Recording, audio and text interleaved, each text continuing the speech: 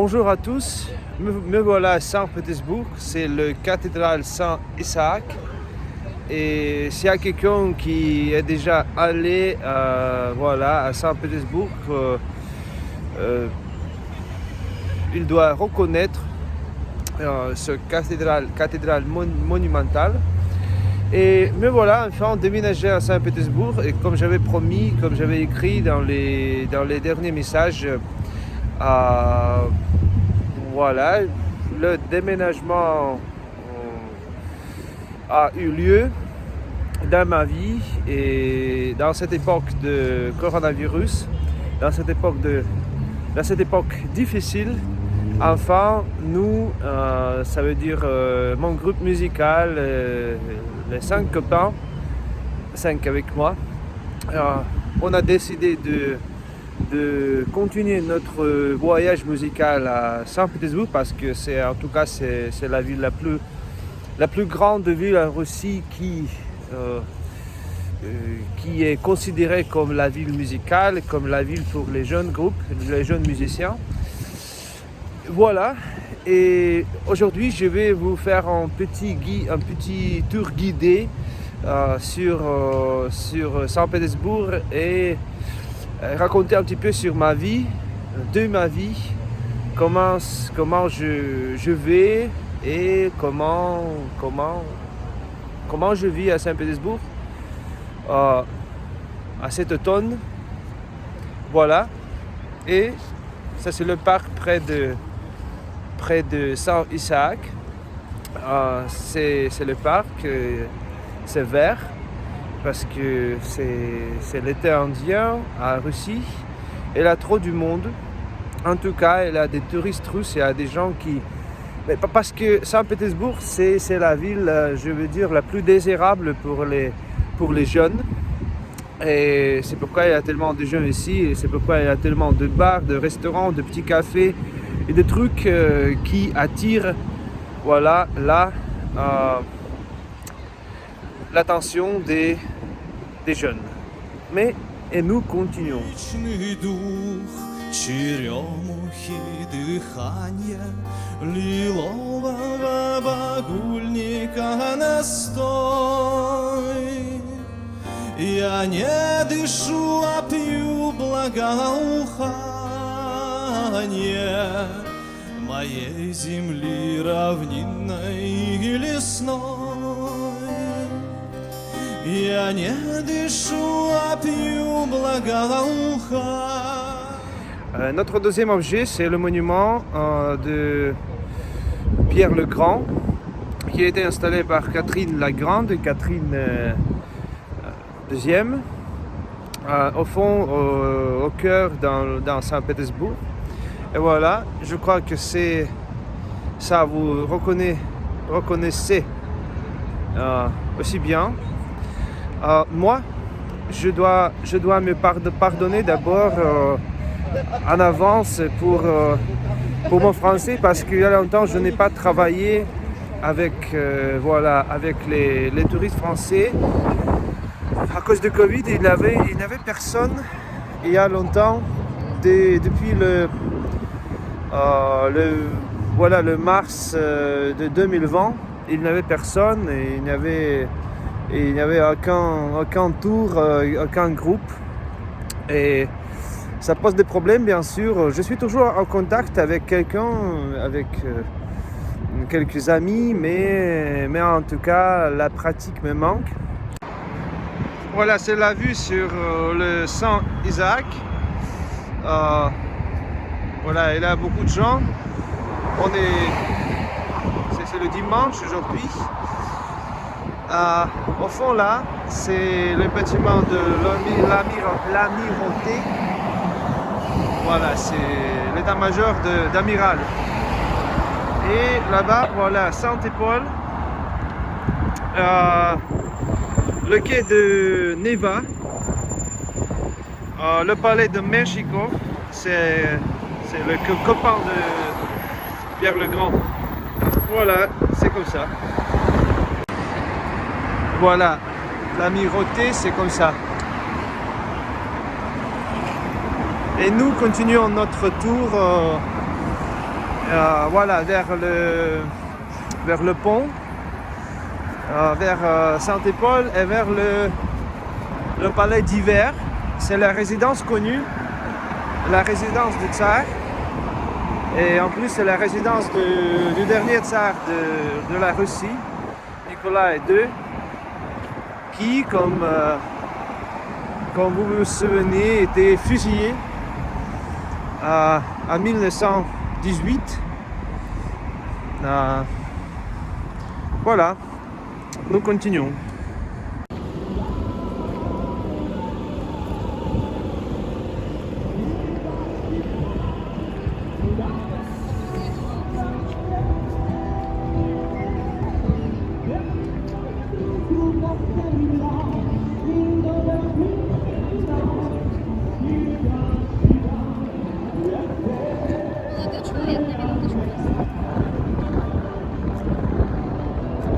Et voilà, nous nous approchons vers le palais d'hiver. Et la place du palais, ça s'appelle comme ça. Le bâtiment de l'état-major, l'état-major général, je ne sais pas si ça se dit comme ça. Il y a toujours plein du monde.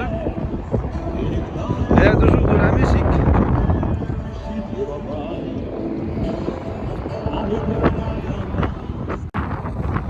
Voilà. Et avec ce palais d'hiver, je continue mon histoire. J'ai travaillé beaucoup à l'université d'État d'Irkoutsk avec les étudiants et comme j'avais raconté à chaque groupe, je m'occupais avec l'occupation supplémentaire des étudiants. Et voilà, j'ai travaillé dès le début de Covid jusqu'à août, sans travailler avec les touristes. Et je ne faisais que les étudiants et la musique. En novembre, on a commencé de composer l'album 3e. Parce que nous avons déjà eu 2 albums. On a commencé le 3e à Little Con et je crois que je vous ai envoyé des petits morceaux, des vidéos sur le 3e album, sur l'enregistrement du 3e album. C'est moi qui compose la musique, c'est moi qui fais les paroles et comme j'avais déjà fait une chanson en français et je crois que c'était pas mal, j'ai décidé de faire le 3e album en deux langues, en français et en russe. On a beaucoup réussi, mais comme j'étais beaucoup occupé avec ce déménagement et avec voilà, l'organisation de tout ça, l'organisation de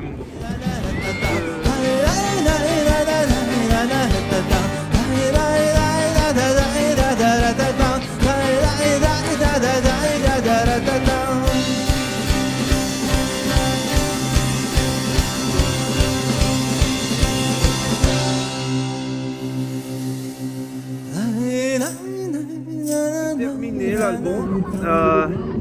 Une de mes amies, Florence Gutt, elle a dessiné plein de peintures, des petites peintures en aquarelle et en encre, pardon, sur les thèmes de chamanisme, sur les thèmes de goulag, de la Sibérie, ce que nous avons utilisé pendant la présentation et pendant la publication de l'album sur l'internet. Et à mes amis qui m'aident aussi à traduire les chansons, c'est Simon Dubreux et c'est Danae, je me souviens plus son nom, Danae, Danae Ronk, voilà, et en plus c'est bien sûr que je vais envoyer tout ce que je fais à vous, mais c'est toujours en train de composer, en train d'enregistrer, en train d'être arrangé et en train d'être terminé. Voilà.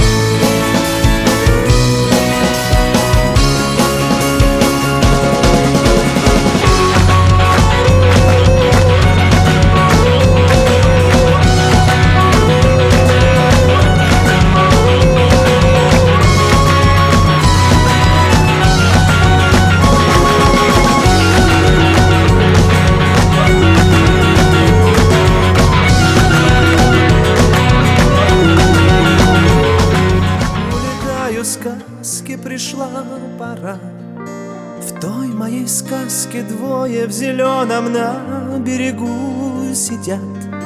Шепчутся те мои двое в зеленом, что-то там про отряд. И сегодня на прощанье каждый зажжет мосты. Мы сегодня уезжаем в поисках суеты. Добрый вечер, добрый ветер, слышишь, уже утих. Белый вечер, вольный ветер, белый вольный стих.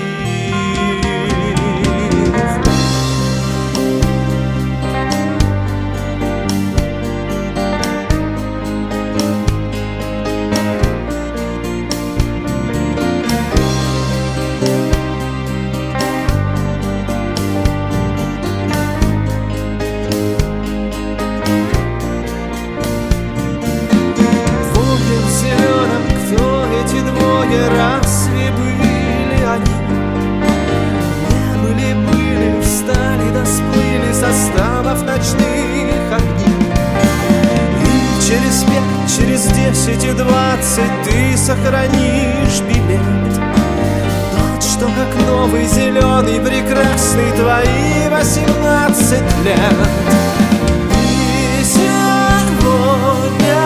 на прощание nous continuons, mais j'ai oublié un petit peu que c'est pas que le palais d'hiver, c'est plutôt Ermitage. Je crois que vous connaissez bien ce bâtiment comme Ermitage. Et nous continuons, mais voilà, sur le pont de palais d'Ermitage, on peut dire comme ça, on peut le nommer comme ça. Voilà, c'est au fond la forteresse Pierre et Paul. On ne va pas là, mais en tout cas, c'est l'endroit qui est vraiment connu à Saint-Pétersbourg à cause des tombeaux de tous les tsars et de tous les empereurs et les impératrices et leurs enfants qui étaient enterrés à Saint-Pierre et Paul à partir de l'époque de Pierre le Grand et jusqu'à voilà, 1918. C'est le Neva. La rivière est vraiment connue. Là-bas, c'est les phares anciens qui s'appellent les colonnes rostrales, je sais pas. Plutôt les colonnes rouges, comme ça. Et ce qui était utilisé et qui utilisent jusqu'aujourd'hui comme les phares pour les bateaux qui traversent qui traversent le Niva et vont jusqu'à le lac Ladoga et jusqu'à la mer Blanche. Voilà.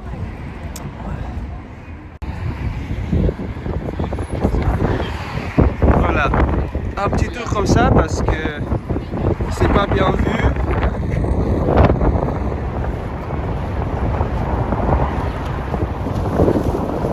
Et l'Ermitage, il y a du vent. Et c'est le temps normal de Saint-Pétersbourg.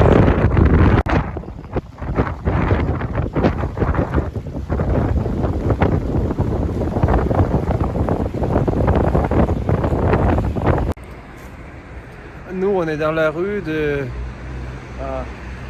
près de l'Université d'État de Saint-Pétersbourg. Ce sont les anciens bâtiments.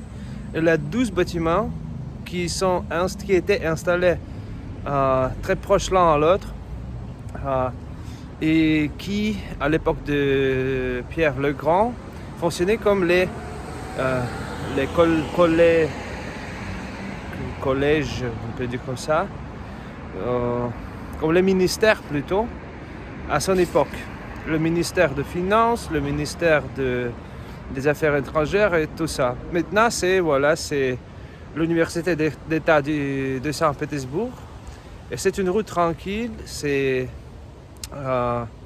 sur l'île Vassilevski. Et nous continuons notre tour vers un café où je vais terminer cette grande vidéo avec une tasse de café.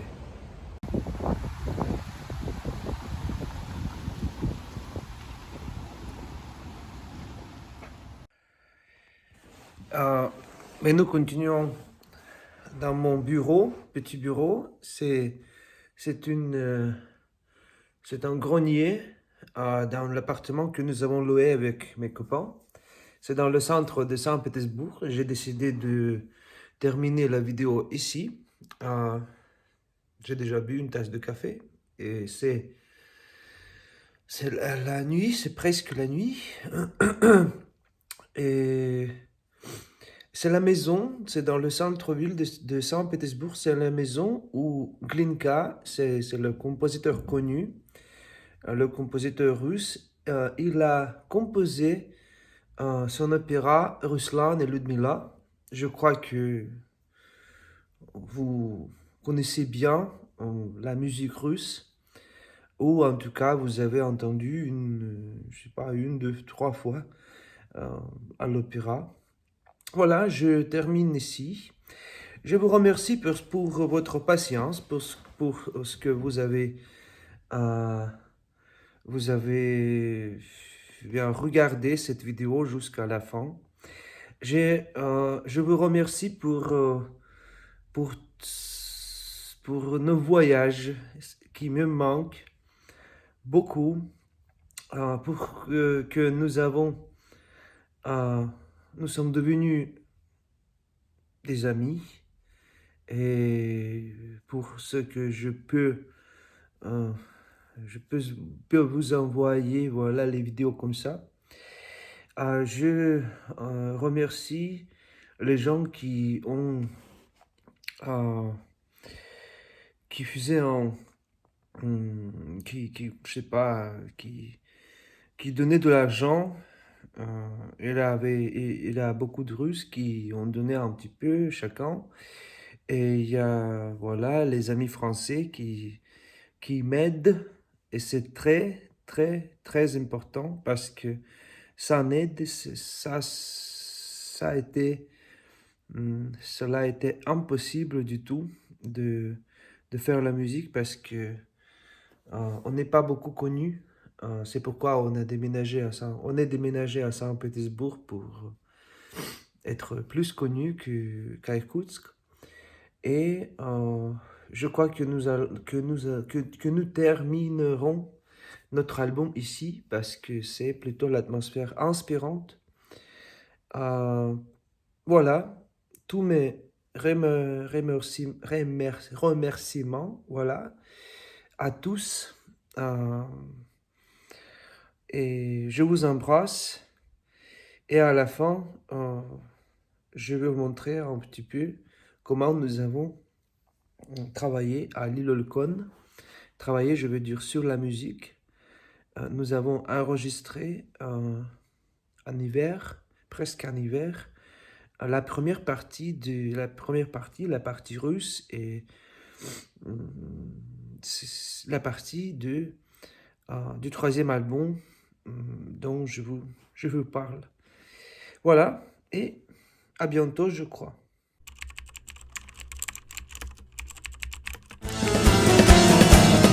Будут маски, будут пляски, не будет ворон летать.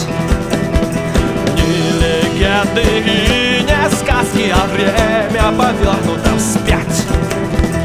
Видишь сны и звезды, славишь и мертвых заставишь встать.